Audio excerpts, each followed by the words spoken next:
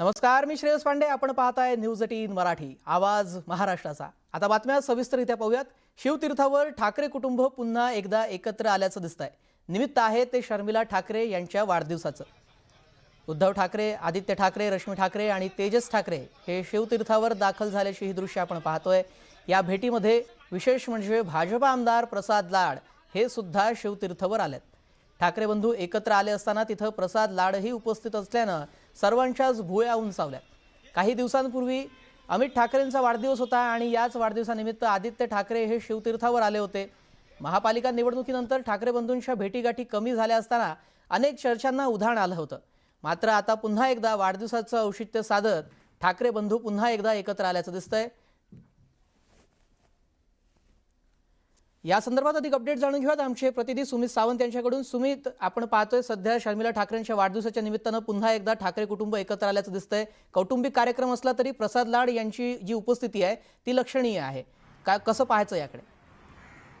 बरोबर आहे, प्रसाद लाडांची उपस्थिती लक्षणीय आहे. त्याचं कारण असं आहे, प्रसाद लाड हे शेवटी भाजपचे नेते आहेत आणि ठाकरे बंधू त्याच भाजपच्या विरोधात सातत्यानं लढत आहेत. पण दुसऱ्या बाजूला महाराष्ट्राची जी संस्कृती आहे, राजकीय संस्कृती आहे, त्यानुसार प्रसाद लाड आणि ठाकरे कुटुंबियांचे संबंध देखील सगळ्यांनाच ठाऊक आहेत, सर्वश्रुत आहेत. कारण जेव्हा त्यांच्या मुलाचं लग्न होतं, लग्नाच्या पत्रिका द्यायला ते स्वतः मातोश्रीवर गेलेले होते, शिवतीर्थावर आलेले होते.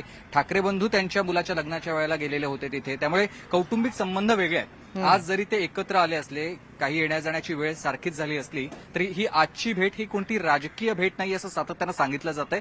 कारण आज शर्मिला ठाकरेंचा वाढदिवस आहे आणि शर्मिला ठाकरे यांना शुभेच्छा देण्यासाठी प्रसाद लाड जसे आलेले आहेत, ठाकरे कुटुंब जसे आलेले तसे प्रसाद लाड देखील आलेले आहेत. झालं असं, उद्धव ठाकरे आधी येणार होते, मात्र इंडिया आघाडीची बैठक असल्यामुळे ते थेट आले नाहीत.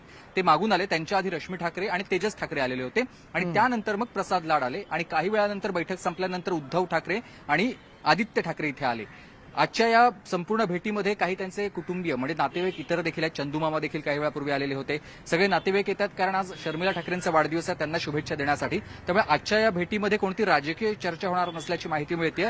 केवळ ही औपचारिकता आहे. वाढदिवसाच्या शुभेच्छा देण्यासाठी हे सगळे कुटुंबीय आलेले आहेत. तसंच प्रसाद लाड देखील आलेले आहेत. गेल्या एक अर्धा तास झालेला आहे. हे सगळे कुटुंबीय सध्या शिवतीर्थावर आहेत. शिवतीर्थावरती आज वाढदिवसाचं सगळं औचित्य आहे. या वाढदिवसाचे औचित्य साधूनच हे सगळे कुटुंबीय एकत्र आलेले आहेत. खरं तर निवडणुका झाल्यानंतर ठाकरे कुटुंब पुन्हा एकदा एकत्र येत नाहीयेत अशी चर्चा होती.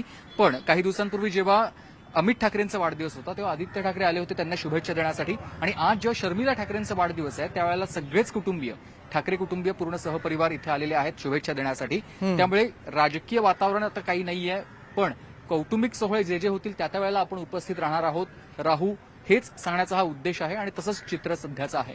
नक्कीच उद्धव ठाकरे म्हणाले होते एकत्र आलो, एकत्र राहण्यासाठी. तेच आता परत इथे पाहायला मिळतंय. कारण महापालिका निवडणुकांनंतर ठाकरे बंधूंमध्ये दुरावा आल्याच्या ज्या चर्चा होत्या त्याला तरी आता पूर्णविराम या भेटीतून मिळालाय असं म्हणायला हरकत नाही. धन्यवाद सुमित, आपण दिलेल्या सविस्तर माहितीसाठी.